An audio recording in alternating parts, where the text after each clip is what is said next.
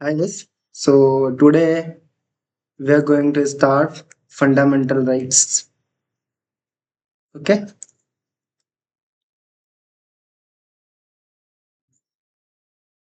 Yeah, it's fine. तो आज हम बात करेंगे फंडामेंटल राइट्स के बारे में। तो उससे पहले स्टार्ट करने से पहले आप प्लीज वीडियो को लाइक और चैनल को सब्सक्राइब कर लीजिए। ठीक है? तो बिना टाइम वेस्ट किए हम स्टार्ट करते हैं अपना fundamental right of Indian constitutions. Okay? तो जो फंडामेंटल राइट्स है वो क्या है? एक कॉन्स्टिट्यूशनल गारंटी है। कैसी गारंटी? वह इंश्योर करती है कि जो स्टेट है, स्टेट मीन्स जो गवर्नमेंट है, वो क्या करे? लोगों को उनका जो फंडामेंटल राइट है वो प्रोवाइड करे, उनको एक्सप्लॉइट ना करे। ठीक है? तो फंडामेंटल राइट स्टार्ट करने से पहले इसके कुछ बेसिक्स है जिनको हम क्या करेंगे, देखेंगे। तो क्या है वो बेसिक? पहली चीज कि जो फंडामेंटल राइट है इसे हमने कहाँ से लिया है? अमेरिका से लिया है। कहाँ से लिया है? अमेरिका से लिया है। अगर हमें याद करना है फंडामेंटल राइट कहाँ से लिया गया है, तो हमारे कॉन्स्टिट्यूशन में जो फंडामेंटल राइट है उसकी सबसे ज्यादा पावर है। और अगर हम कंट्रीज की बात करें तो अमेरिका ऐसी कंट्री है जिसके पास सबसे ज्यादा पावर है। तो हम क्या कह सकते हैं, इसे हमने यहाँ से लिया है, अमेरिका से। ठीक है? उसके बाद जो फंडामेंटल राइट है इसको हम क्या बोलते हैं? Magna Carta of India.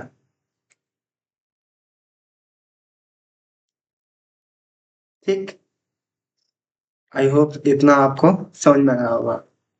उसके बाद नेक्स्ट, तो व्हाट आर फंडामेंटल राइट्स? सबसे पहले हमें यही पता होना चाहिए कि फंडामेंटल राइट है क्या। तो ये क्या है? लाइक देखो, सबसे पहले अगर हमें सारे फंडामेंटल राइट्स याद करने हैं तो हमारी लाइफ होती है, लाइफ की एक जर्नी होती है। क्या होती है? जर्नी होती है।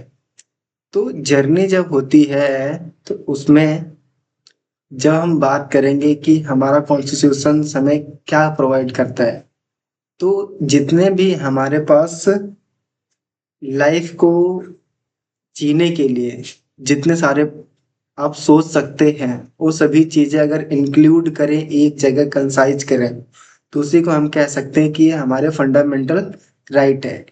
Everything included in it. Okay? तो यहाँ पे क्या है? Fundamental right are basic human freedoms guaranteed by Constitution of India to ensure dignity, liberty and equality for all citizen. Okay? बात समझ में आई यहाँ तक? तो कॉन्स्टिट्यूशन हमारे संविधान के पार्ट 3 में मेंशन्ड है, जो आर्टिकल 12 से लेके 35 तक गिवन है। ओके? इतनी बात समझ में आ गई? चलो, उसके बाद अगर हम देखो, मेन बात है we have to not gather all the knowledge about this fundamental right, we have to crack our exams. Okay? तो then we have to concentrate on main point which is important for our exams point of view. Okay? So there is we have a questions like we have read that the preamble is part of constitution but not justiciable. इसको हम not enforceable, इसको हम enforce नहीं करा सकते हैं preamble को। But जो फंडामेंटल राइट है इसमें ऐसा नहीं है। फंडामेंटल राइट कहता है कि ये जस्टिसिएबल है, मतलब इनको हम इन्फोर्स्ड करा सकते हैं in court of law. Okay, like ये जो चीजें नीचे गिवन है इसको एक बार आप गो थ्रू कर लीजिएगा। ओके, तो चलिए हम सीधे स्टार्ट करते हैं अपने फंडामेंटल राइट्स को। मैं आपको ट्राई करूंगा कि हम आराम से चीजों को याद भी कर लें कि कितने फंडामेंटल राइट्स हैं और उसको हम आसानी से कैसे याद कर सकते हैं। ठीक है, चलो स्टार्ट करते हैं। पहला देखो, यहाँ पे फंडामेंटल राइट को याद करने के लिए जो लाइफ की आपकी जर्नी होती है ना, उसको याद रखना। लाइक कि अगर आप 14 से 18 ईयर के तक होते हैं तो आप कहाँ होते हैं? स्कूल में होते हैं। स्कूल में सभी को कैसे ट्रीट किया जाता है? इक्वली ट्रीट किया जाता है। क्या ट्रीट करते हैं? इक्वली ट्रीट करते हैं। तो हमें याद रखना है कि आर्टिकल 14 से लेके 18 तक क्या है? राइट टू इक्वालिटी है। क्या है? Right to equality. उसके बाद लाइक 18 तक हम 12th पास कर लेते हैं। उसके बाद कहाँ जाते हैं? कॉलेज में जाते हैं। जब हम कॉलेज में जाते हैं तो अराउंड 90 टू 22 तक हम क्या करते हैं? कहते हैं भाई कॉलेज में है तो हमें जिंदगी क्या मिली है? फ्रीडम मिली है। तो वहाँ पे हम क्या करते हैं? इंजॉय करते हैं, पढ़ाई करते हैं अपनी। तो वहाँ पे हम कह सकते हैं कि आर्टिकल 90 से लेकर 22 तक राइट टू फ्रीडम है। ठीक है, अब उसके बाद जब हम कॉलेज पास कर लेते हैं, कॉलेज पास करने के बाद हमें क्या मिलती है? प्लेसमेंट मिलती है। ठीक है, जब प्लेसमेंट मिलती है तो जो नए नए एम्प्लॉय होते हैं उन्हें क्या करते हैं? वो बहुत ज़्यादा एक्सप्लॉइट करते हैं। क्या करते हैं? एक्सप्लॉइट करते हैं। तो हम कह सकते हैं आर्टिकल 23 टू 24 ये क्या है? राइट अगेंस्ट एक्सप्लॉइटेशन है। ओके, अब हमें क्या, धीरे धीरे एक्सप्लॉइटेशन से परेशान होने के बाद हम क्या करते हैं? थोड़ा सा सोचते हैं कि मतलब जब सेटल होना सोचते हैं तो हम क्या सोचते हैं कि मैरिज करने का सोचते हैं।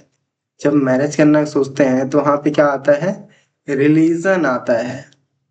जब रिलीजन आता है तो हम नेक्स्ट क्या कह सकते हैं कि right to freedom of religion given in article 25 to 38।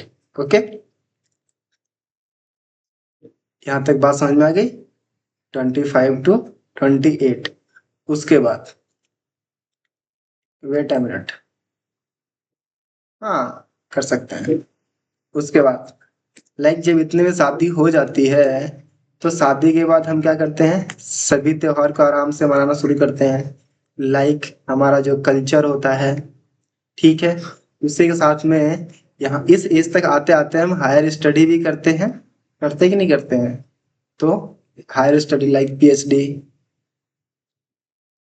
Okay, तो वहाँ पे एजुकेशनल राइट भी आ गया होगा उसी में। Okay, after that if we are not getting any solution of these problems then we have to find our remedy। Like कि जो हम इतनी सारी प्रॉब्लम क्रिएट कर चुके हैं उसको कैसे सॉल्व करें। तो next article 32 provides us remedy regarding this all fundamental rights. I hope इस कहानी से आपको जो फंडामेंटल राइट्स है एटलीस्ट वो कुछ आइडिया आ गया होगा और आप उसे याद करना आसान हो गया होगा। Okay, now we are going to move next. एक बार मैं आपको फिर से गो थ्रू कर देता हूँ। Right to freedom, sorry right to equality कहाँ से कहाँ तक है? आर्टिकल 14 से लेके 18 तक। राइट टू फ्रीडम कहाँ है? 19 से लेके 22 तक। राइट अगेंस्ट एक्सप्लॉइटेशन कहाँ तक है? 23 से 24 तक है। Okay, and right to freedom of religion 25, 26, 27, 28। Cultural and educational right 29 to 30 and right to constitutional remedies किस आर्टिकल में? आर्टिकल 32। ये जो सारी नीचे चीजें दी हुई हैं इनको अभी हम पूरा पढ़ेंगे सही से। ठीक है, चलो शुरू करते हैं। ना first one, right to equality जो हमें गिवन है आर्टिकल 14 से लेके 18 तक। कहाँ से कहाँ तक गिवन है? आर्टिकल 14 से लेके 18 तक। ठीक है, तो इसको शुरू करने से पहले कुछ चीजें हैं जिन्हें हम क्या कर लेते हैं, पढ़ लेते हैं, ठीक है, ताकि हमारे लिए आगे चीजों को समझना आसान हो। ओके, चलो, नहीं नहीं, पहले इसको खत्म कर लेते हैं ना, ताकि फिर चीजों को पढ़ना आसान रहेगा। चलो देखो, राइट टू इक्वालिटी। ओके, तो फर्स्ट राइट इसमें आर्टिकल 14 कहता है इक्वालिटी बिफोर लॉ। क्या कहता है? Equality before law. ठीक,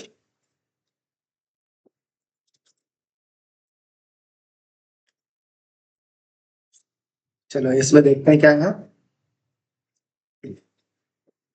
इसमें हमें दो चीजें पढ़नी है। क्या पढ़नी है? पहली चीज, ब्लैंक स्लाइड यहाँ पे क्या कुछ छोड़, इसमें दो चीजें होती हैं। आर्टिकल 14 मैं लिख देता हूँ, फिर उसको इरेज कर दूंगी ना, क्या दिक्कत है। आर्टिकल 14 के अंदर दो चीजें आती हैं। पहला,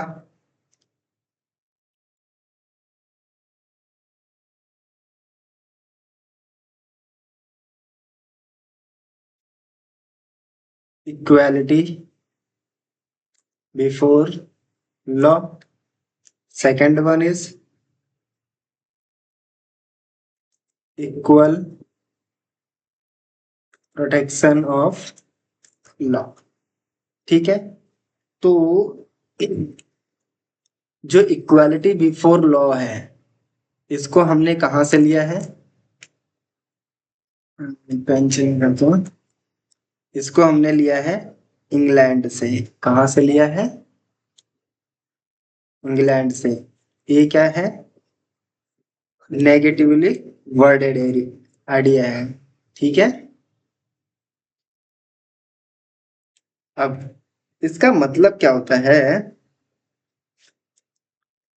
कि आप इक्वालिटी बिफोर लॉ की कोई भी हो, वो क्या है, लाइक एक नॉर्मल सिटीजन है, ठीक है, और एक लाइक आईएएस है, ठीक है। अगर इन दोनों ने सेम क्राइम किया है, क्या किया है? सेम क्राइम किया है, तो इन दोनों को हम इनके जो इनका ओहदा है उसके बेस पे हम इनको अलग अलग ट्रीट नहीं करेंगे। इन्हें क्या कहेंगे? आप दोनों ने मतलब अगर चाहे सिटीजन हो नॉर्मल, या फिर कोई आईएएस ऑफिसर हो, आईपीएस हो, एनीथिंग, अगर दोनों ने सेम क्राइम किया है तो दोनों को हम सेम पनिशमेंट देंगे। ठीक है, बात समझ में आ गई यहाँ तक?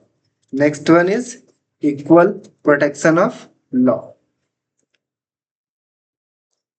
इक्वल प्रोटेक्शन ऑफ लॉ, इसको हमने कहाँ से लिया है? इसको हमने लिया है यूएसए से। कहाँ से लिया है? यूएसए से लिया है ना। Next, next is equal protection of law. जब हम इक्वल प्रोटेक्शन ऑफ लॉ की बात करते हैं तो उसमें क्या होता है कि दूसरा सही पेज लिखता हूँ, सही रहेगा। इक्वल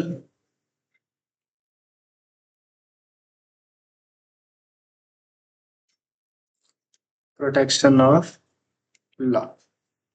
देखो, इक्वल प्रोटेक्शन ऑफ लॉ में क्या है कि जैसे मान लीजिए एक 23 ईयर का एक आदमी है, ठीक है, उसने क्या किया, एक मर्डर कर दिया, और एक 15 ईयर का कोई बॉय है, उसने भी मर्डर कर दिया। ठीक है, अब आपको क्या लगता है, इन दोनों को सेम काइंड ऑफ सर्कमस्टेंसेस और सेम काइंड ऑफ पनिशमेंट देनी चाहिए? नहीं, क्योंकि यहाँ पे कॉन्सेप्ट आता है बालिग और नाबालिग का। ठीक है, तो यहाँ पे काम आता है इक्वल प्रोटेक्शन ऑफ लॉ, कि जिसने लाइक कि अगर जो 23 ईयर ओल्ड मैन है, इसने मर्डर किया है, तो इसकी जो पनिशमेंट होगी बहुत हार्ड होगी। और जो नाबालिग ने अगर मर्डर कर दिया है तो इसकी थोड़ी सी सॉफ्ट होगी। ठीक है, इस कॉन्सेप्ट से आई होप कि आपको इक्वल प्रोटेक्शन ऑफ लॉ समझ में आ गया होगा। ठीक है, इक्वल प्रोटेक्शन ऑफ लॉ को हम कह सकते हैं equal treatment under equal circumstances like should be treated alike. Okay, इसको हमने कहां से लिया है? इसको हमने लिया है यूएसए से, जो कि एक पॉजिटिव ऑब्लिगेशन है ऑन स्टेट। ओके, लाइक जो रिजर्वेशन है, जो रिजर्वेशन है वो भी क्या है, यहीं से ओरिजिनेटेड है। लाइक कि जो ज्यादा प्रिविलेज है, जो ज्यादा प्रिविलेज्ड है उसको, और जो लेस प्रिविलेज है उसको, क्या हम दोनों को equal amount of support provide कराना चाहिए? नहीं, जो लेस प्रिविलेज है उसको हमें सपोर्ट ज्यादा प्रोवाइड कराना चाहिए, और जो प्रिविलेज्ड है उसको कराना चाहिए, but we have to take care of their equality. Okay, now next one, this I hope article 14 equality before law आपको समझ में आ गया होगा। इसमें दो कॉन्सेप्ट है, equality before law, equal protection of law. Okay, बात समझ में आ गई? इक्वालिटी बिफोर लॉ को समझना है तो सिंपल सा है कि लॉ के सामने सभी लोग क्या है, सेम है। इक्वल प्रोटेक्शन ऑफ लॉ की बात करें तो उनके स्टेटस के अकॉर्डिंग उनको हम इक्वल प्रोटेक्शन प्रोवाइड करते हैं। Like a 23 year old man has, अगर किसी ने क्राइम किया है, लाइक अगर 13 या 15 ईयर का किसी ने क्राइम किया है, तो दोनों को हम सेम ट्रीट नहीं कर सकते हैं। ओके, बात समझ में आ गई यहाँ तक? चलो अब नेक्स्ट चलते हैं article 15। Okay, next,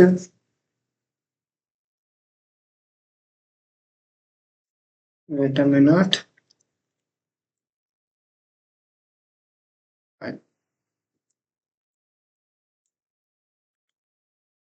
we have to control A, but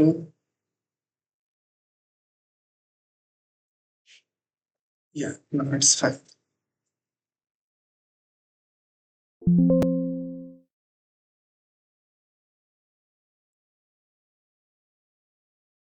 Now we are going to move article 15। Article 15 हमें क्या कहता है? आर्टिकल 15 प्रोहिबिशन ऑफ डिस्क्रिमिनेशन, कि आप किसी को डिस्क्रिमिनेट नहीं कर सकते हैं। किसी की क्या उसका रिलीजन है, कैसे उसकी रेस है, क्या कास्ट है, सेक्स क्या है, प्लेस ऑफ बर्थ क्या है। ठीक है, आप इसके बेस पे किसी को डिस्क्रिमिनेट नहीं कर सकते हैं। Okay, it's allows the special provision for the women, children and social backward classes like OBC, SC, ST, PWD and EWS. Okay, तो हमें बस इसमें यही चीज, इसी चीज को क्या रखना है, ध्यान रखना है। State shall not discriminate against only on the ground of religion, race, caste, sex and place of birth. Okay, any of them. Next one देखो, अगर मुझे आर्टिकल 15 और आर्टिकल, पहले 15 को सही से कवर कर लेते हैं। आर्टिकल 15,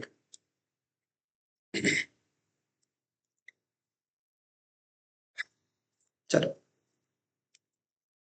ऐसे इतना ही है इसमें, फिर भी देख लेते हैं कि क्या आर्टिकल, देखो आपसे सिंपल सा क्वेश्चन पूछेगा, आर्टिकल 15 क्या एब्सोल्यूट है? कहेंगे जी नहीं, आर्टिकल 15 एब्सोल्यूट नहीं है, क्योंकि ये हमें किधर गया, इधर, prohibition discrimination against any citizen on the ground of religion, race, caste, sex and place of birth। ठीक, एब्सोल्यूट क्यों नहीं है? क्योंकि एक आदमी पुअर है, एक आदमी रिच है, क्या हमें दोनों को same kind of reservation provide कराना चाहिए? नहीं। लाइक जो पुअर है उसके लिए हमने EWS इकोनॉमिकल वीकर सेक्शन लाया, बट रिच के लिए, अगर कोई रिच है तो उसके लिए हम ऐसा कोई प्रोविजन नहीं लाते हैं। ओके, वैसे ही ओबीसी में हमने डिस्क्रिमिनेट किया, लाइक वी कैन नॉट से it is discrimination, this is the provision like creamy layer and non creamy layer.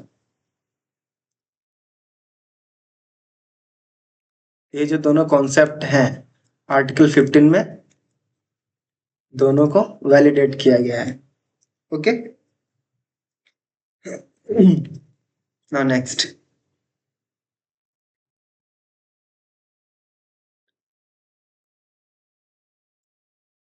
अब इसमें सबसे इंपॉर्टेंट चीज जो हम कह सकते हैं आर्टिकल 15 के अंदर,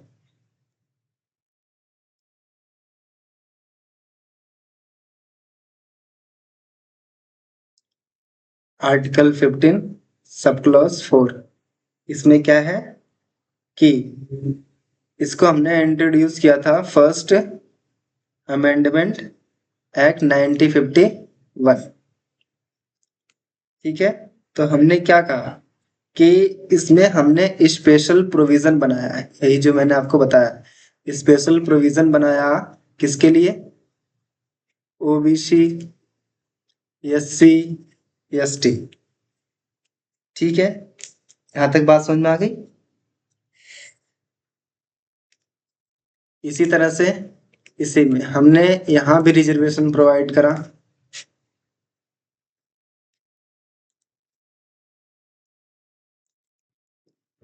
लाइक आर्टिकल 15 सब क्लॉज 5 में, जो सॉरी 5 में 6, हाँ 5 में भी करा था कि इसको हमने इंट्रोड्यूस किया था 93rd अमेंडमेंट एक्ट 2005, जिसमें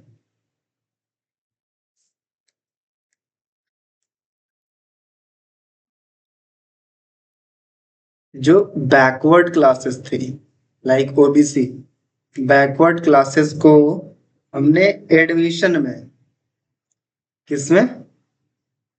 एडमिशन में रिजर्वेशन प्रोवाइड करा था। ओके, बात समझ में आ गई?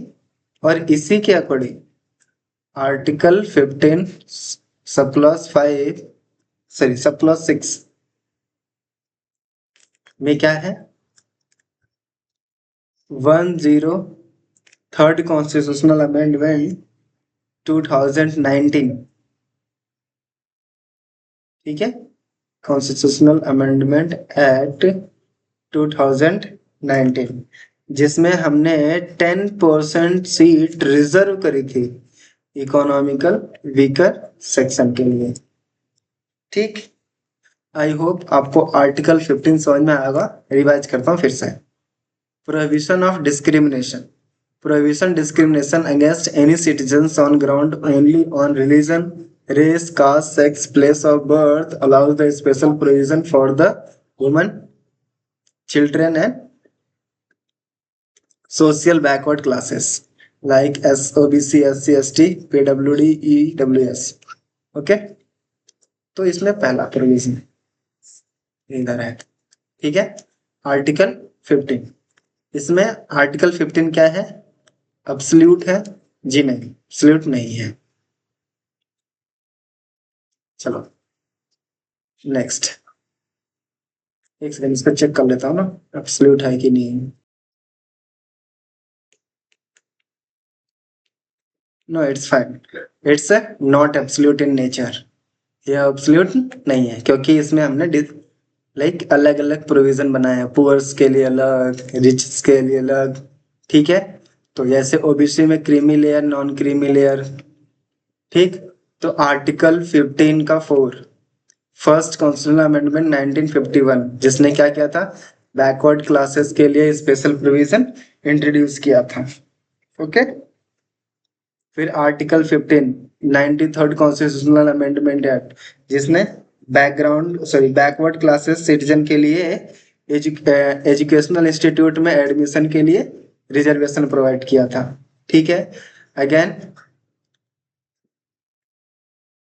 This one, article 15 sub clause 6, 103rd constitutional amendment act 2019 10 introduces 10% reservation in educational institute for EWS, economical weaker section, okay. I hope इतना आपको क्लियर हुआ होगा, ठीक है। चलो अब चलते हैं नेक्स्ट, आर्टिकल 16। आर्टिकल 16 क्या कहता है, इक्वल अपॉर्चुनिटी, ओके। आपको ऐसा नहीं लग रहा कि जो फंडामेंटल राइट्स है वो प्रियम्बल का एक एक्सपैंड रूप है, हाँ। अगर आपने प्रियम्बल सही से पढ़ा है तो फंडामेंटल राइट क्या लगते हैं, उसका एक्सपैंड रूप लगते हैं कि नहीं लगते हैं, ठीक है, क्योंकि लगते हैं। तो because the preamble is identity card of Indian constitution.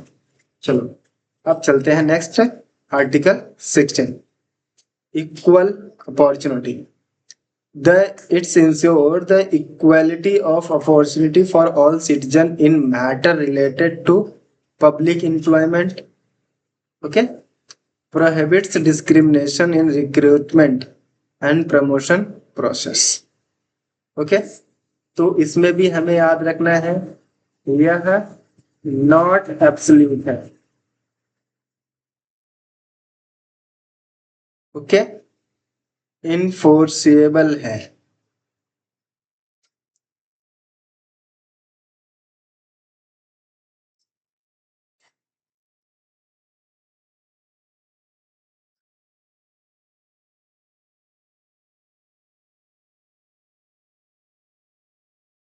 ना नेक्स्ट, ओके। उसके बाद अब आर्टिकल 16 को इक्वल अपॉर्चुनिटी है, इसको थोड़ा सा एक्सपेंड करके पढ़ते हैं, ठीक। Article 16, it provide for equality of opportunity for all section of citizen in public employment, public employment में सभी को क्या किया जाएगा, इक्वली ट्रीट किया जाएगा। लाइक अगर आपके पास ही अगर यूपीएससी का फॉर्म आया है तो क्या उसमें कहीं पे लिखा है कि ये मतलब इतने लोग हैं जो फॉर्म को अप्लाई नहीं कर सकते हैं, इतने लोग हैं जो फॉर्म को अप्लाई कर सकते हैं, but there is a qualification which you have to ensure, like कि आपको ग्रेजुएशन एटलीस्ट होना चाहिए और एज 21 ईयर से ऊपर होनी चाहिए, ये क्या उसकी क्वालिफिकेशन है। बट किसी को उसके रिलीजन के बेस पे, रेस के बेस पे, कास्ट के बेस पे, ओके, लिख देता हूँ इसको मैं,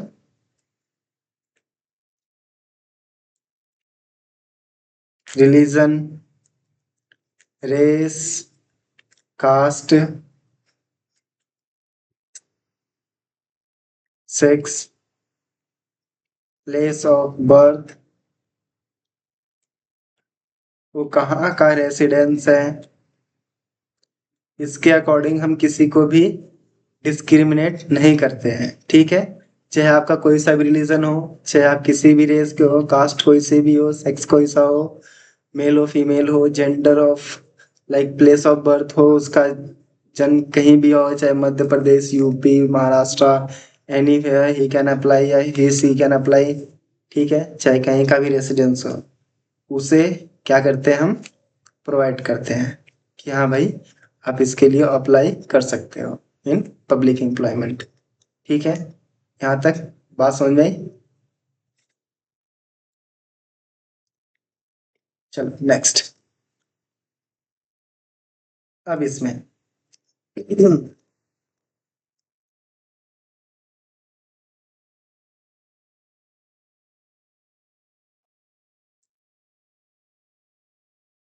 हम बात कर रहे हैं एम्प्लॉयमेंट। एम्प्लॉयमेंट में भी हमने कैटेगराइज किया है। क्या किया? कैटेगराइज किया है कि जनरल, ओबीसी, एससी, एसटी। तो क्या लगता है, ये भी एक काइंड ऑफ डिस्क्रिमिनेशन नहीं है? नहीं, एक काइंड ऑफ डिस्क्रिमिनेशन नहीं है, बट ये एब्सोल्यूट इन नेचर नहीं है, हम ये कहेंगे।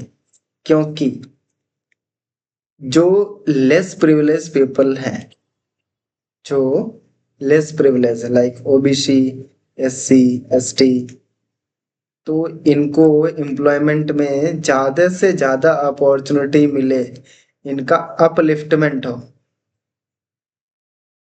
इसके लिए इन्हें क्या प्रोवाइड कराया जाता है? रिजर्वेशन प्रोवाइड कराया जाता है। और जो ओबीसी है, इसमें भी क्या किया? दो तरह से डिवाइड कर दिया, एक क्रीमी लेयर, एक नॉन क्रीमी लेयर। जो क्रीमी लेयर होता है उसको हम इक्वली ट्रीट करते हैं जनरल के। जो नॉन क्रीमी लेयर होता है उसी को हम क्या करते हैं? ओबीसी की तरह ट्रीट करते हैं। ओके, किसमें? हम पब्लिक एम्प्लॉयमेंट में। यहां तक बात समझ में आ गई? हम्म, चलो। हम नेक्स्ट इसी में एक इम्पोर्टेंट केस हुआ था। क्या हुआ था? इम्पोर्टेंट केस, जो कि बहुत ज्यादा इम्पोर्टेंट है। पेन चेंज कर देता हूँ मैं। Indira Sahni versus union of India, case 1992।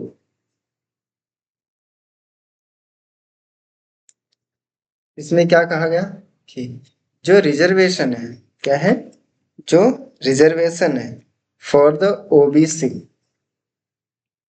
उस पे कैप की बात की गई कि 27% से ऊपर नहीं जानी चाहिए। ठीक है। और जो टोटल हमें वो मिलता है लाइक 100%, अगर टोटल सीट है उसमें कितने परसेंट हम रिजर्वेशन कैप दे सकते हैं? 50%। किसके? 50%। इससे ऊपर का रिजर्वेशन नहीं देना चाहिए। ठीक है। ये चीज किसमें बताया गया था? Indira Sahni versus union of India case 1992 में। ओके।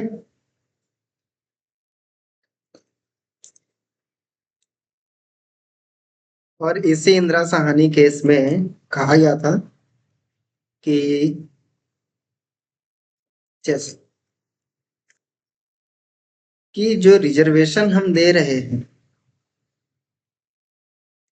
वो बस एंट्री लेवल पे होना चाहिए। लाइक कि अगर 900 जॉब अपॉर्चुनिटी आई है तो आप उसको रिजर्वेशन के अकॉर्डिंग उनको डिवाइड कर सकते हैं। बट वाइल वर्किंग, जब आप काम कर रहे हैं उसमें जो हमें प्रमोशन मिलती है, क्या मिलती है? प्रमोशन मिलती है, उनके हार्ड वर्क के अकॉर्डिंग मिलना चाहिए। ठीक है। बट इस पे क्या हुआ? पार्लियामेंट ऑफ इंडिया ने एक रिएक्शन दिया और उस पे उन्होंने क्या किया? एक इंट्रोड्यूस किया आर्टिकल, आर्टिकल 16 सब क्लॉज 4। उन्होंने कहा इन 77th कॉन्स्टिट्यूशनल अमेंडमेंट एक्ट 1995 कि हम रिजर्वेशन प्रोवाइड करेंगे।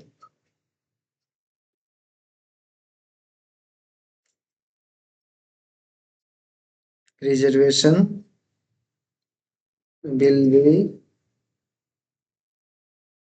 provided in promotion also, कि प्रमोशन में भी रिजर्वेशन प्रोवाइड किया जाएगा। ठीक है, कितनी बात समझ में आ गई। इसी के साथ में इसमें और एक केस है, क्या है वो, कि स्टेट ऑफ पंजाब, एक second,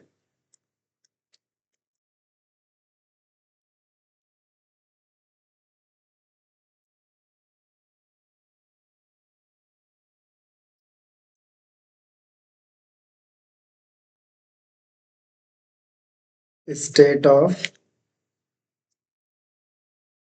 Punjab versus Davinder Singh,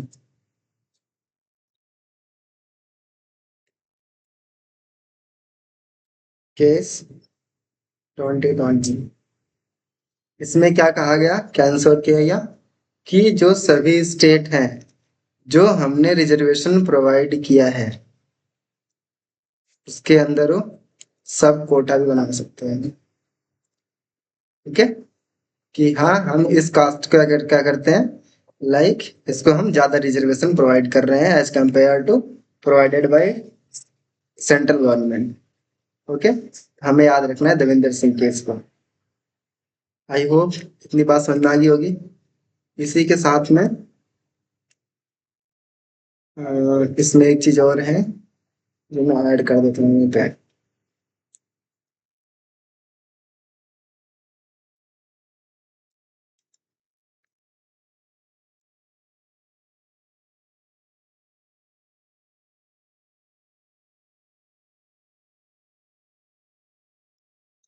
next, इसे में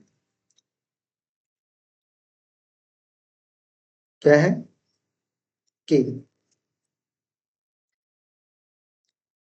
जो हमने 103rd कॉन्स्टिट्यूशनल अमेंडमेंट एक्ट 2019 की बात करी, इसमें हमने क्या इंट्रोड्यूस किया था, AWS।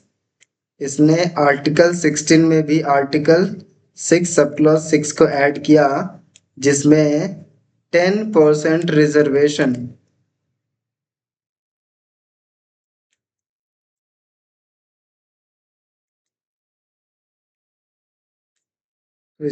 For economically weaker section, किसमें, इन पब्लिक एम्प्लॉयमेंट में।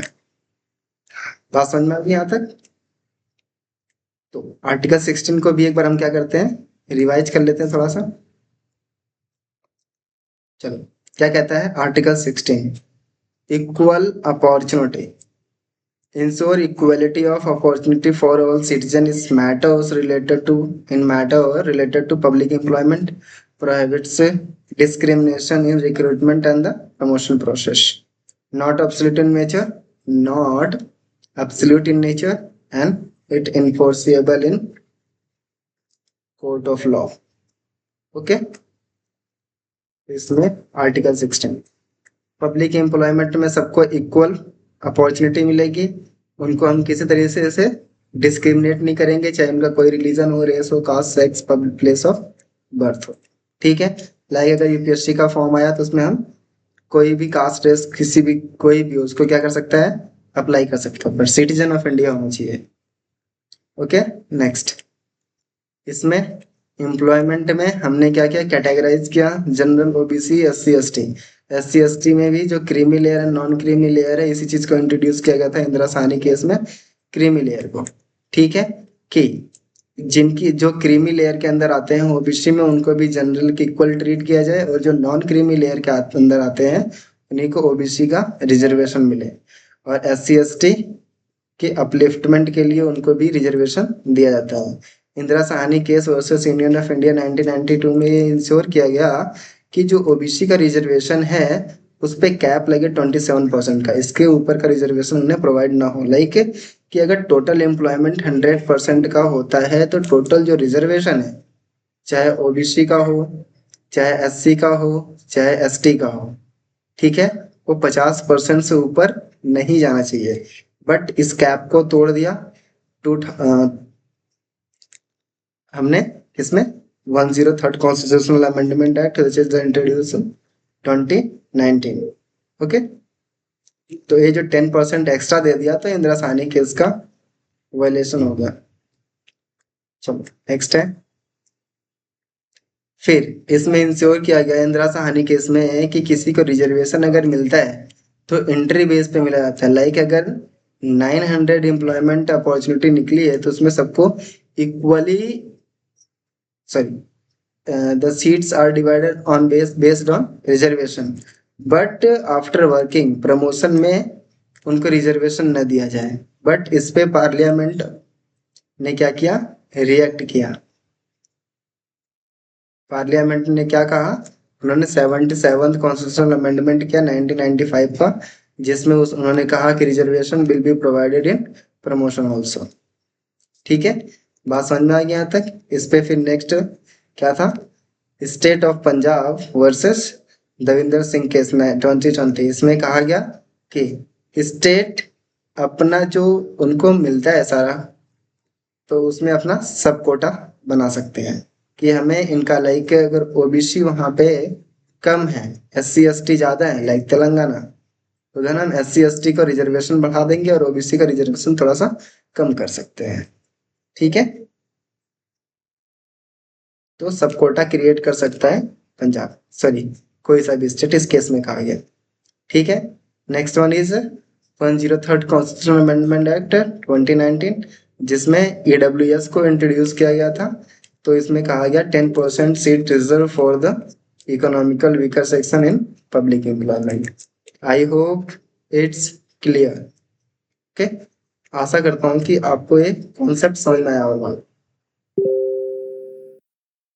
चलो अब नेक्स्ट चलते हैं, आर्टिकल 17। ज्यादा कुछ नहीं पढ़ना इसमें हमें, बस कुछ चीजें हैं जिसे हमें पढ़ना है। चलो शुरू करते हैं। Article 17, abolition of untouchability.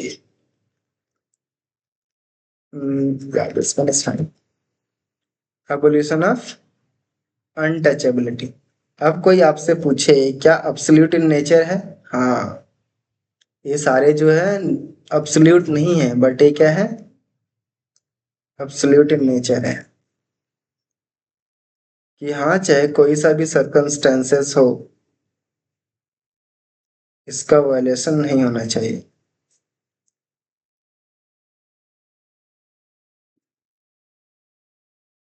ठीक है, abolish untouchability and forbid of the practice in any form, any disability arising from untouchability is an offense punishable by law under the protection of Civil Right Act 1955। remember this। Okay, बस इसमें इतना ही है, ज्यादा इसमें कुछ पढ़ने की जरूरत नहीं है। ठीक है, बस इस चीज को याद रखना है कि सिविल राइट एक्ट 1955 के अंडर में अगर कोई अनटचेबिलिटी प्रैक्टिस करता है तो उसे पनिश किया जाएगा और एक पनिशेबल ऑफेंस है।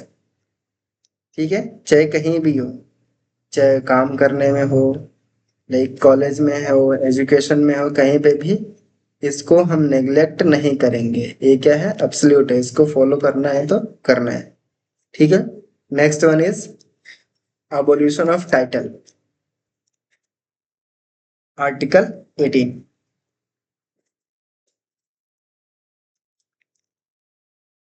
आर्टिकल 18 कहता है कि वेट अ मिनट, चलो इसमें क्या है, abolished hereditary titles prohibits the state from conferring any titles except, क्या क्या एक्सेप्शन है इसमें, मिलिट्री का जो टाइटल है lieutenant, lieutenant general, this all, academic में PhD, डॉक्टर की जो मिलती है डेजिग्नेशंस, ये सब क्या है, ये सब टाइटल दे सकते हैं। बाकी other title like sir, lord, these all title are not allowed। Indian citizen can not accept title from foreign, foreign से भी हम कोई टाइटल एक्सेप्ट नहीं कर सकते हैं without parliamental without the consent of president. Okay, यहां तक बात समझ में आ गई। तो इसमें एक चीज मेन कैच है, क्या? लाइक जो हम भारत रत्न प्रोवाइड करते हैं, Bharat Ratna and Padmashri, Padma Vibhushan, this all are these all are not title। Okay, ये क्या है? टाइटल नहीं है, not title. these all are award. ये क्या है? अवार्ड है, टाइटल नहीं है। ठीक है, इतनी बात समझ में आ गई। तो इसमें ये जो चीज है ये खत्म हुई। Right to equality under article 14 to 18, जिसमें 14, 15, 16, 17, 18 सारा हमने एक ही पेज पे समराइज कर लिया। ओके, चलो हम नेक्स्ट चलते हैं। Very important, right to freedom, हमारे कॉलेज का टाइम, जिसमें हमारी एज 19 से 22 तक होती है। ओके, चलो शुरू करते हैं इसकी राम कहानी। तो इसमें जो है, देखो, right to freedom, right to freedom में 6 टाइप ऑफ फंडामेंटल फ्रीडम हमें क्या दी गई है? प्रोवाइड करी गई है। इसको याद करने की आसान सी ट्रिक है, SMAART, स्मार्ट। बट इस एम को उठा के हमें क्या करना है? यहाँ पे रिप्लेस करना है। ठीक है, तो फर्स्ट वन इज, इसको हम यहाँ पे लिखते हैं ना आसान आसान।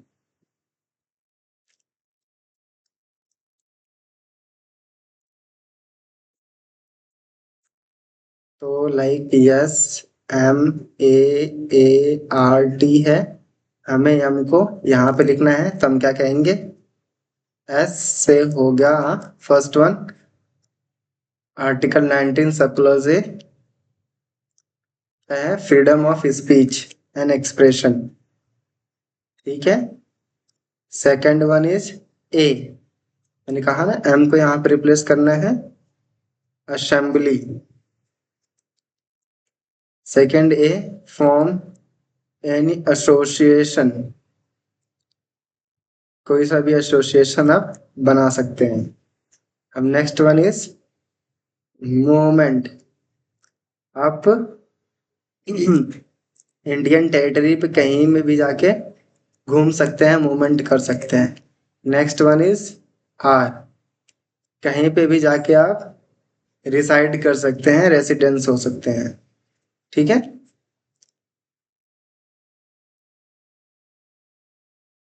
Thank T, the last one is T, T for stand for trade, profession.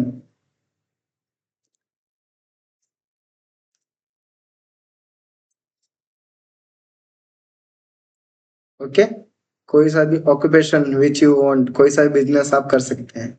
ठीक है, तो ये ट्रिक हो गई smart, but M stand before the R. Okay, यहाँ तक बात समझ में आ गई। अब कोई पूछे क्या आर्टिकल 19 एब्सोल्यूट इन नेचर है? जी नहीं, नॉट एब्सोल्यूट। अभी तक हमने आर्टिकल 17 का अलावा कोई भी एब्सोल्यूट नहीं देखा। आर्टिकल 17 जो राइट अगेंस्ट एक्सप्लॉइटेशन है वही एब्सोल्यूट है, बाकी कोई सा भी एब्सोल्यूट नहीं है। बात समझ में आ गई यहाँ तक? चलो नेक्स्ट अब हम मूव करते हैं आर्टिकल 20 से लेके 22 तक।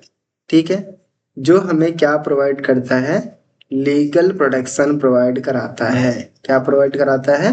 Legal protection. ठीक है, तो इसको मैं ले लेता हूँ न्यू पेज पे।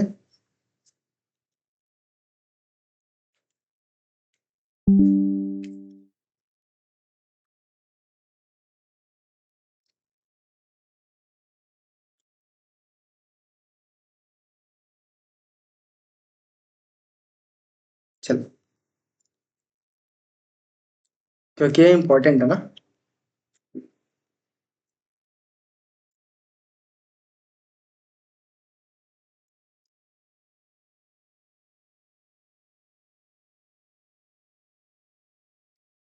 Article 20, protection in respect to conviction for offence including protection against ex post facto loss and double jeopardy and self incrimination।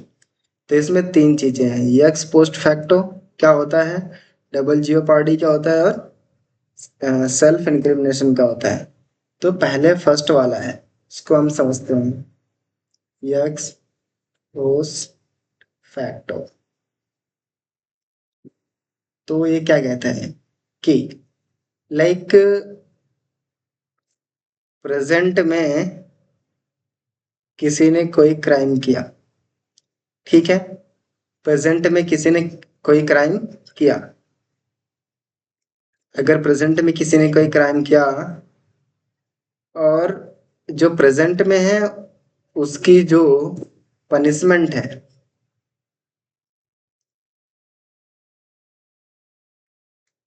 वो 6 मंथ है, बट फ्यूचर में है, लाइक आफ्टर 1 मंथ के बाद अगर सेम क्राइम के लिए अगर पनिशमेंट 6 ईयर हो जाती है, तब क्या लगता है यही वाला जो नियम था वो लागू होगा कि जो 1 महीने बाद नियम नया बना है वो लागू होगा। तो नहीं, जो क्राइम के टाइम पे नियम था उसी नियम के अकॉर्डिंग उसको सजा मिलेगी। तो कोई सा भी क्राइम के बाद लगने वाला बनने वाला नियम उस समय ही लागू होगा जब वो बना है और उसके बाद क्राइम हुआ है। क्राइम लाइक किसी भी लॉ अगर यहाँ पे बना है, अगर यहाँ पे किसी ने क्राइम किया तो ये लॉ उस पे अप्लीकेबल नहीं होगा, जो इसके बाद के क्राइम होंगे उस पे अप्लीकेबल होगा। सिंपल से इस फिगर से आप समझ सकते हैं, ठीक है, बात समझ में आई।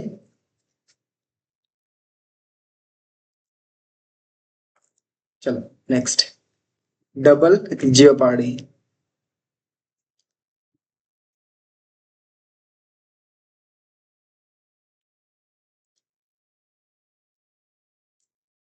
डबल जियोपार्डी मतलब है किसी को सेम क्राइम के लिए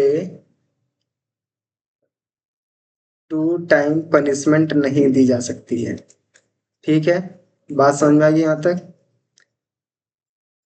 अब इन तीनों चीज समझ में आ गई, सही, एक और रह रहा ना, self incrimination. Next one is self incrimination, को उसको छोटा कर दें।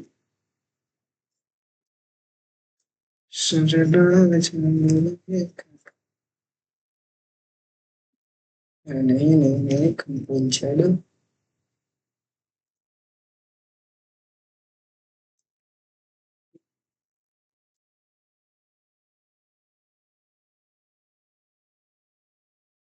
नेक्स्ट।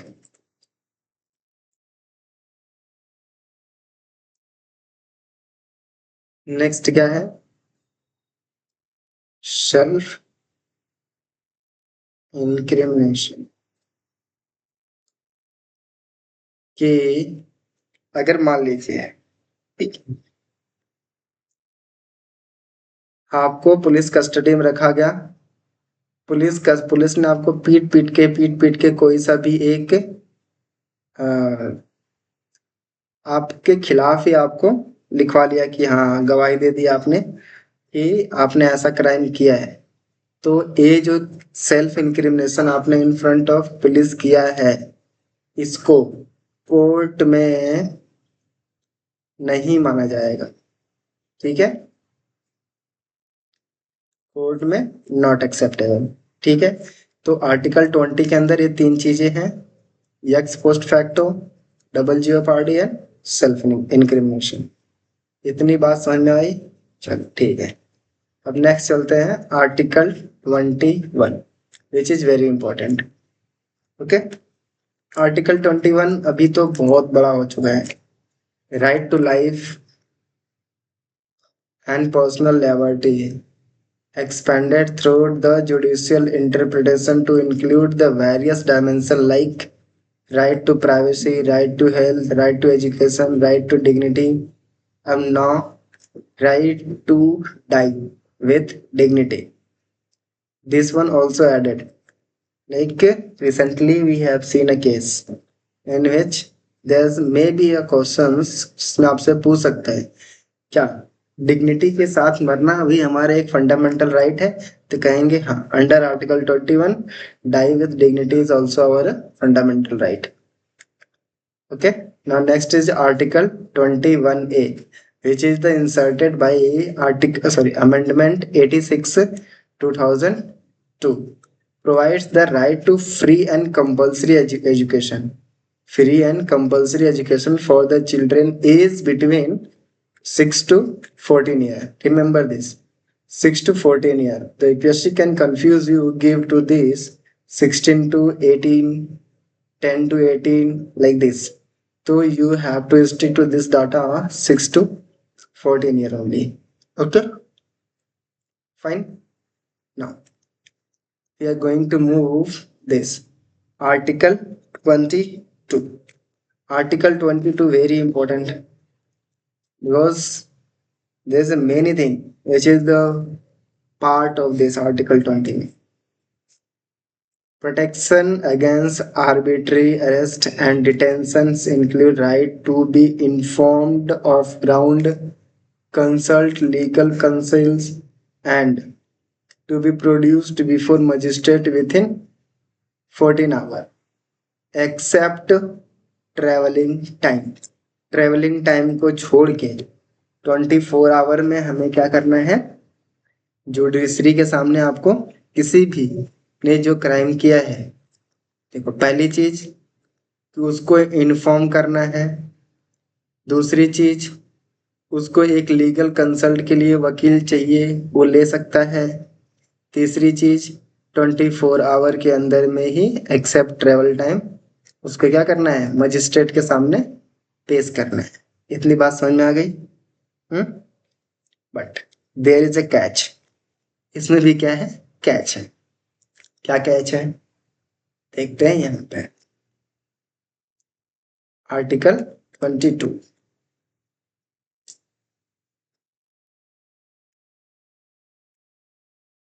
आर्टिकल 22 says कि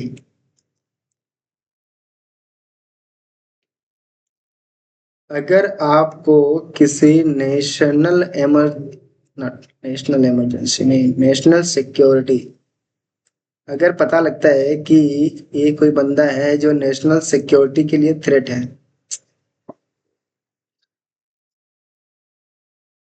नेशनल सिक्योरिटी के लिए थ्रेट है, तो उसको अरेस्ट करने के लिए ये जो तीनों चीजें हैं not applicable.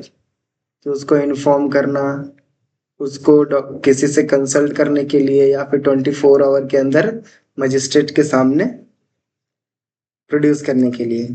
Like if anyone is डिटेन्स under national security act, PSA, TADA, COTA, ETC, अगर इसके इन सब के अंदर आपको किसी को भी अगर अरेस्ट किया गया है तो आर्टिकल 22 के द्वारा प्रोवाइड की गई फैसिलिटी उसको नहीं मिलेगी। इतनी बात समझ में आ गई? चलो अच्छी बात है। Now next we are going to move further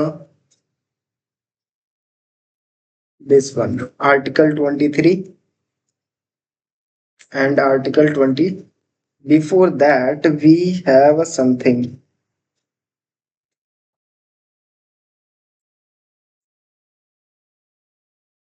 No, we are going to proceed this one also. Article 23 and 24. Right against exploitation.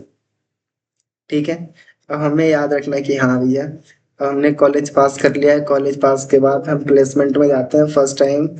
अगर हम किसी जॉब में जा रहे हैं तो वहाँ पे हमें बहुत एक्सप्लॉइट किया था, बहुत सारा काम कराया जाता है। तो याद रखना कि 23 से 24 तक हमें बहुत ज़्यादा एक्सप्लॉइटेशन किया जाता है। ठीक है, तो इससे याद करने के बेस पे ही हम स्टार्ट करते हैं आर्टिकल 23।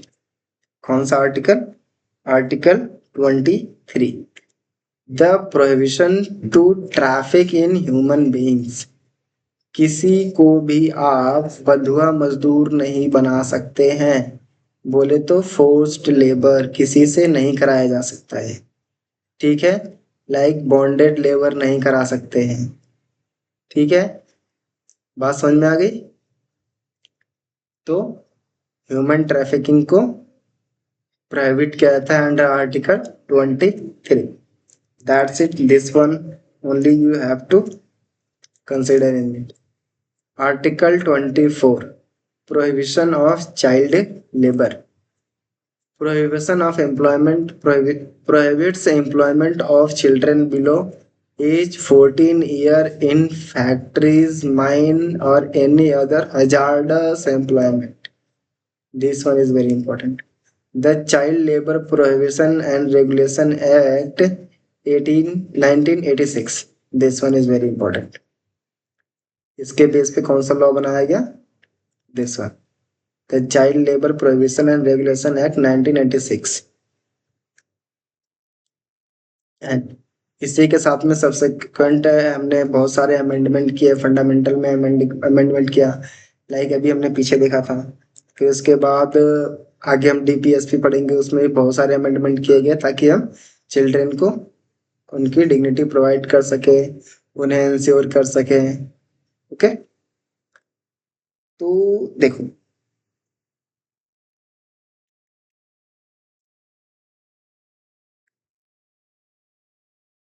इतनी बात समझ में आ गई?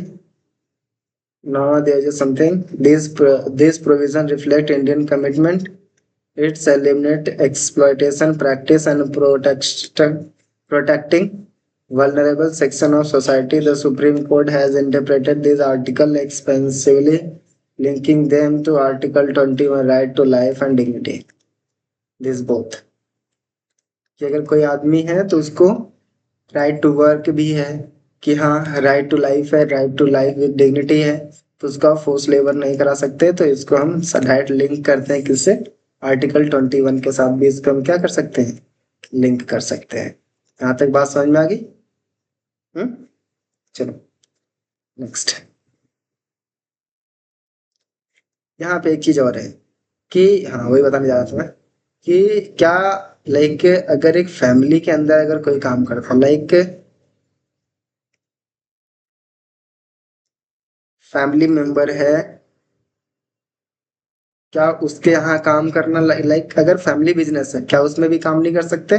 तो हाँ फैमिली बिजनेस में काम कर सकते हैं, बट जब उसके स्कूलिंग का टाइम होता है उस टाइम पे अगर वो काम कर रहा है तो जो पेरेंट है, गार्जियन, उसको क्या मिलेगी? पनिशमेंट मिलेगी। Okay, under this act, prohibition and regulation. Okay, चलो नेक्स्ट मूव करते हैं। Now we have this something, या article 25 and 28। Article 25, freedom of conscience and free profession. So there is a four important things which we have to consider, like this thing: conscience, profess, practice and propagate. Conscience means कि आप absolute mean में आप क्या कर सकते हैं? किसी भी रिलीजन को फॉलो कर सकते हैं। ठीक है, उसे प्रोफेस कर सकते हैं, प्रैक्टिस कर सकते हैं और प्रोपेगेट कर सकते हैं, मतलब फैला सकते हैं किसी भी manner. Okay, but this one also not absolute in nature. ठीक है, इस पे भी कुछ रिस्ट्रिक्शंस हैं कि आप किसी को फोर्सफुली कन्वर्ट नहीं कर सकते। ठीक, now next, Article 26. It deal with the freedom of religion, denominations to manage their religion's affairs subject to public order, morality and health. Okay, manage religious affair, but उससे कुछ चीजें इफेक्ट नहीं होनी चाहिए। लाइक अगर आप होली खेल रहे हैं या ईद मना रहे हैं, तो कोई सा भी अगर आप रिलीजियस अफेयर अपना काम कर रहे हैं, उससे पब्लिक ऑर्डर डिस्टर्ब नहीं होना चाहिए। ठीक है, और उसमें मोरालिटी भी हैम्पर नहीं होनी चाहिए, एंड किसी को हेल्थ इशू ना हो, like many things which you can think. Next, Article 27. Freedom from taxation for religious purpose. No person shall be compelled to pay tax and proceed to with or special appropriate in payment of expense for promotion or maintenance of any particular religion or religious domination.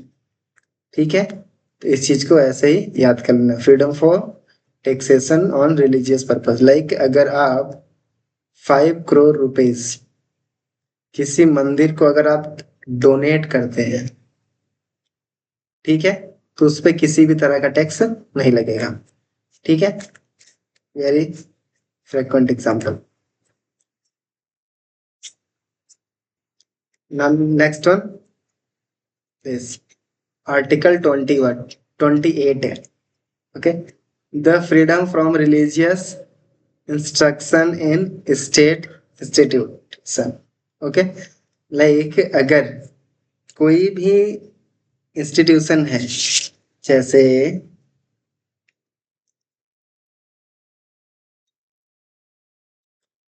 इसको हम अलग से लेते हैं ना,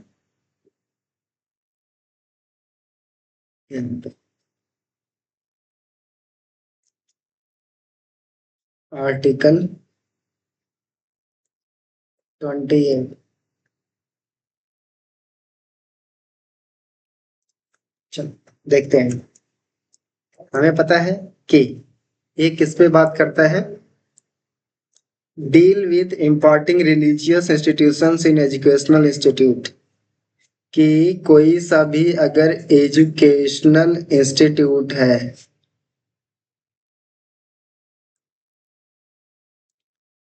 क्या वहां पर रिलीजन की पढ़ाई होनी चाहिए?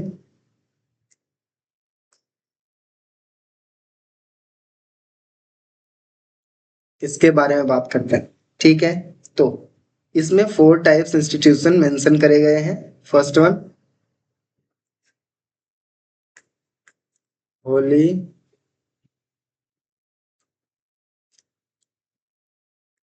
owned and administered by state। अगर कोई सा भी एजुकेशनल इंस्टीट्यूट है, क्या है, एजुकेशनल इंस्टीट्यूट है, अगर वो fully administered and owned by state, बोले तो गवर्नमेंट कॉलेज या स्कूल है, क्या वहां पर रिलीजन की पढ़ाई हो सकती है? जी नहीं, ऐसे में हम रिलीजन की पढ़ाई नहीं हो सकती है। ओके, ये फर्स्ट टाइप होगा। Second type, educational institute which is private but private on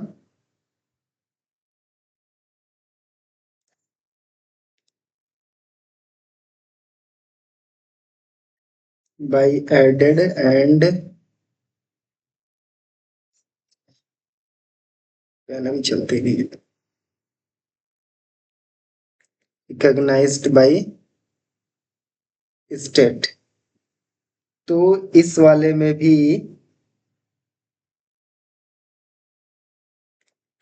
यहाँ पे देखो, प्राइवेट ऑन्ड है बट इसको हमने मान्यता दी है, रिकॉग्नाइज बाय स्टेट है। तो ऐसे में अगर प्राइवेट इंडिविजुअल है, प्राइवेट इंस्टीट्यूट है, तो उसमें जो रिलीजियन टीचिंग है, रिलीजियस टीचिंग है, उसमें हम क्या कर सकते हैं, दे सकते हैं। ठीक है। Next one is third, educational institute which are private but unaided.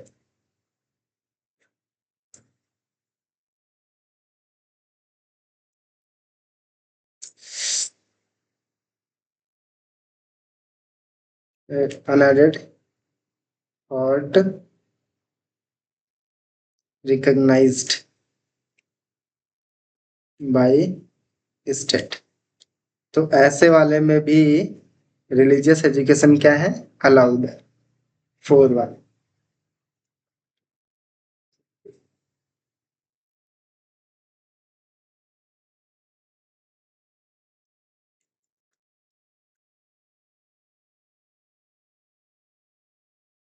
Now next one is the fourth one is very important.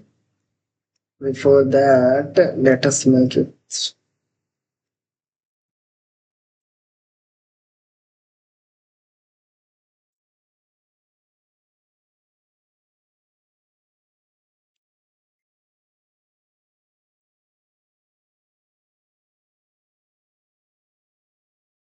Yeah,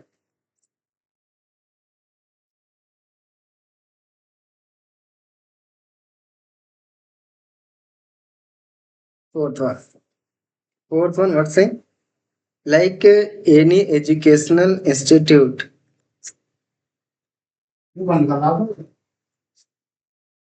Yeah. So educational institute which is administered by state,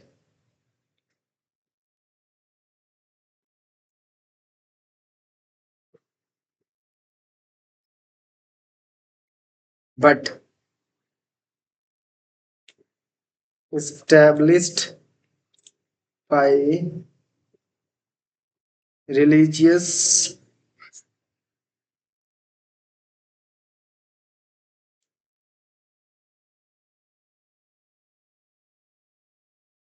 endowment।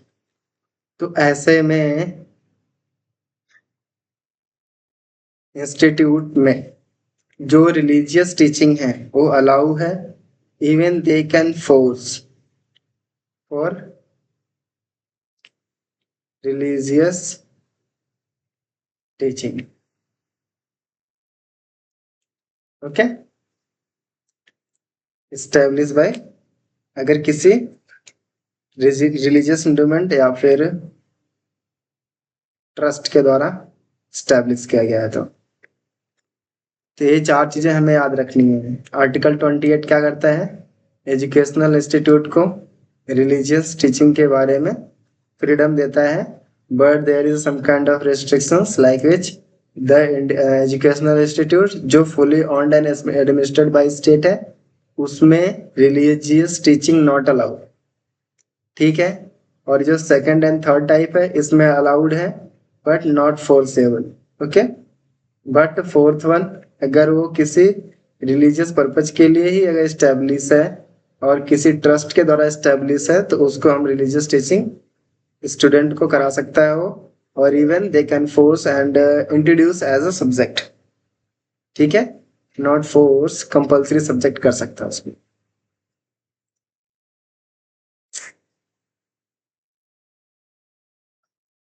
यार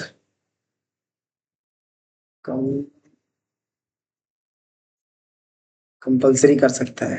okay. सो अभी तक हमने article 28 तक कर लिया। अब next we are going to move article 29, educational, cultural and educational rights.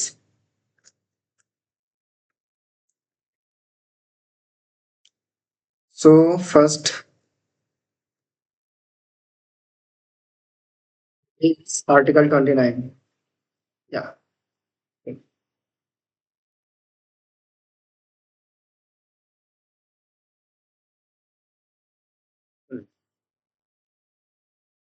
This one. The cultural and educational right under Article 19 and 29 to 30. The Article 29 protection of interest of minorities. Okay, कि जो भी minorities है उनके interest को क्या किया जाएगा, protect किया जाएगा। तो आर्टिकल 21 को जब हम एक्सपैंड करते हैं तो उसमें हम क्या पढ़ते हैं कि any section of Indian citizen residing in India having the distinct language, script, culture of its on. Okay, इनको हमें क्या करना है, कंजर्व करना है, उन्हें प्रोटेक्ट करना है। ठीक है, इतनी बात समझ में आ गई, ताकि वह एक्सटेंट ना हो सके, वह विलुप्त ना हो जाए, इसीलिए उन्हें हमें क्या करना है, प्रोटेक्ट करना है। बात समझ में आई। और यह चीज क्या होती है, पूरी इंडिया पे लागू होती है। इतनी बात पल्ले पड़ी, समझ में आई। ठीक है, चलो अब नेक्स्ट मूव करते हैं आर्टिकल 13। आर्टिकल 13 कहता है कि कोई भी माइनॉरिटी है वो इस्टेब्लिश कर सकता है एजुकेशनल इंस्टीट्यूट। ठीक है, एक कि अगर कोई माइनॉरिटीज है तो वह एजुकेशनल इंस्टीट्यूट इस्टेब्लिश कर सकता है।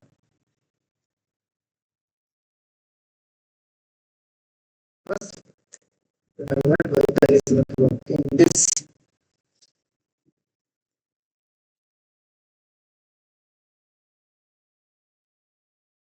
something is getting stuck.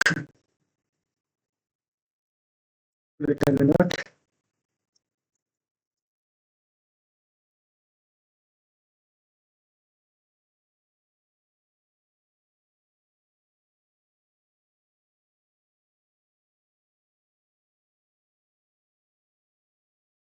Yeah, now it's fine.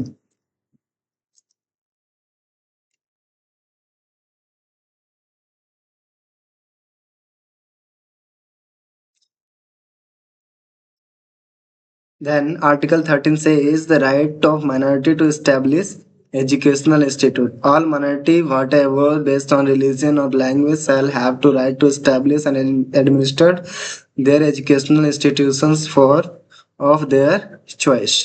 ठीक है, बस इसमें इतना ही जानना है। ठीक है, नाउ अब हम नेक्स्ट मूव करते हैं next part.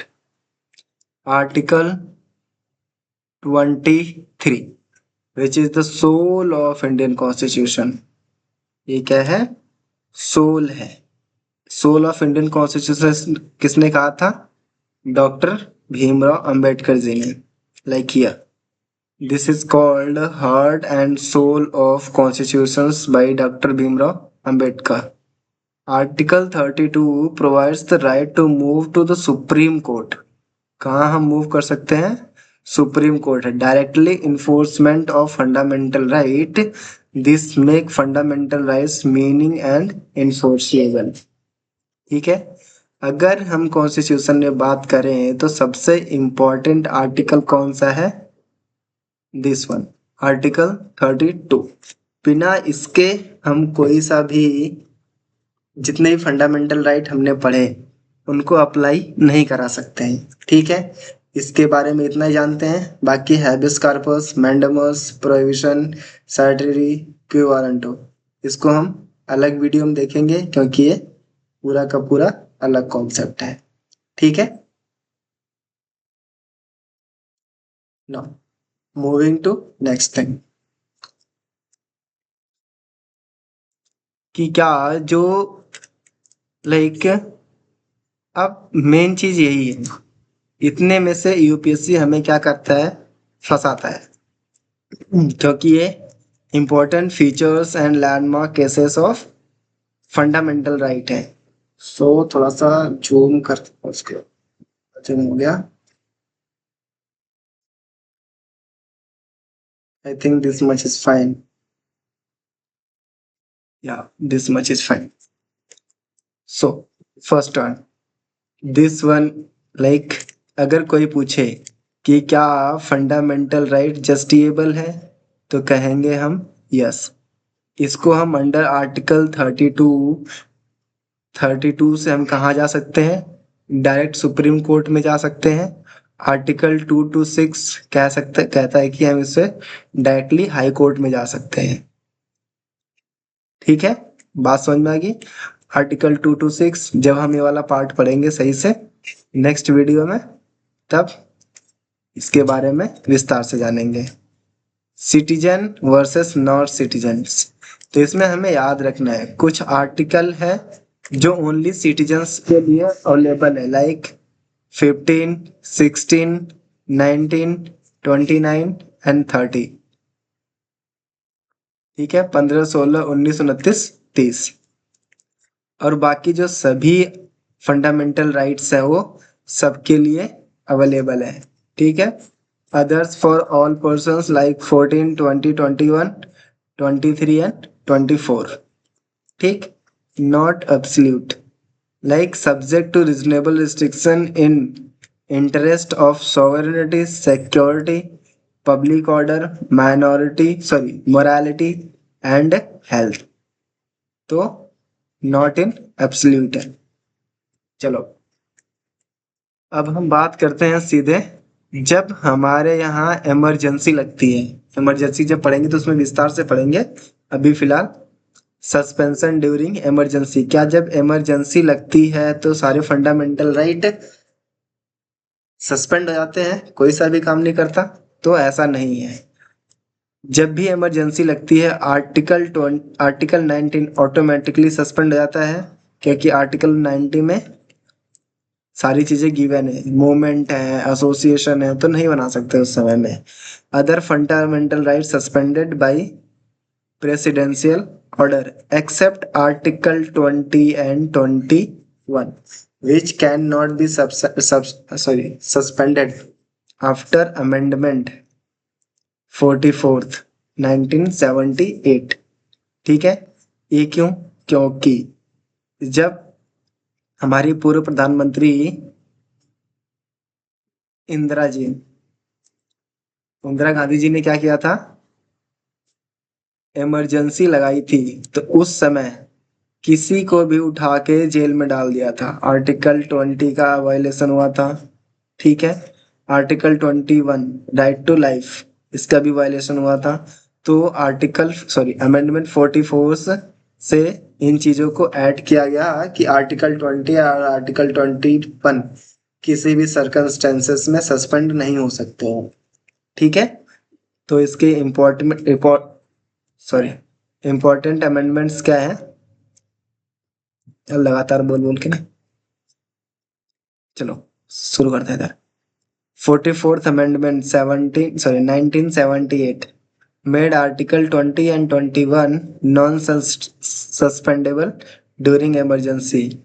Okay, and Article 86 Amendment Act, क्या इसने आर्टिकल 21 ऐड किया जिसने education for children age between 6 to 14 year को क्या बना दिया? फंडामेंटल राइट बना दिया। ठीक है, अब इसके अंदर लैंडमार्क जजमेंट क्या आया था?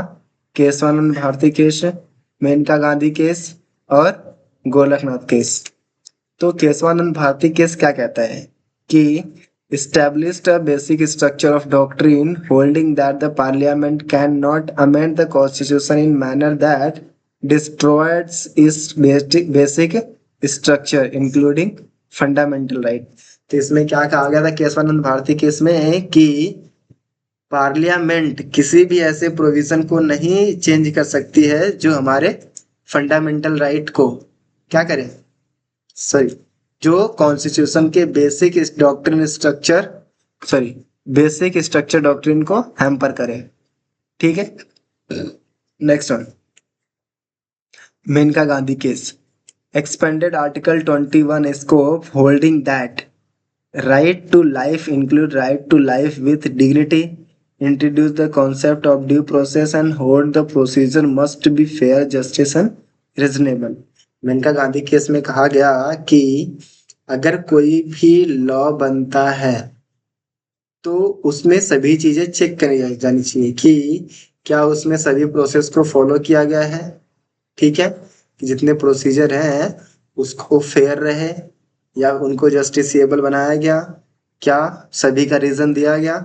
तो ये सब किस में बात करी गई थी, मेनका गांधी केस में। Now next one is Golaknath case 1967 held that the fundamental right cannot be amended by parliament. This was the later modified that Kesavanand Bharati case, which allows fundamental rights subject to basic structure of doctrine. इतनी बात समझ में आ गई। तो इसका अगर हमें क्विक रिवीजन लेना है तो यहाँ पे हम कहेंगे कि तो टोटल कैटेगरी कितनी है, 6 type of fundamental right. Article कहाँ से कहाँ तक है, 12 से लेके 35 तक है। ठीक है, आर्टिकल 32 हार्ट एंड सोल है। आर्टिकल 21 मोस्ट इम्पोर्टेंट, ठीक है, जो अभी भी बढ़ते जा रहा है। और फंडामेंटल राइट्स क्या है, नेगेटिव ऑब्लिगेशन ऑन स्टेट। ठीक है, बात समझ में आ गई। बस आज के सेशन में इतना ही। फंडामेंटल राइट अभी खत्म नहीं हुआ है क्योंकि इसमें भी बहुत सी चीजें हैं जो हमें क्या करना है, पढ़ना है, जिसको हम लाइक अभी तो हमने बस ऊपर ऊपर से चीजें कवर करी हैं, कुछ चीजें देखी हैं। इसमें जो इम्पोर्टेंट है, जहाँ से यहाँ से क्वेश्चंस आते हैं, बट जो हमें यूपीएससी ट्विस्ट करके क्वेश्चंस देते हैं उसके लिए next part. Okay, thank you, now bye bye. Wait a minute, I think या please do like, share this video with your friend, and please subscribe my channel Sanjay Classes for your question. Okay, and best of luck. Bye bye, have a nice day.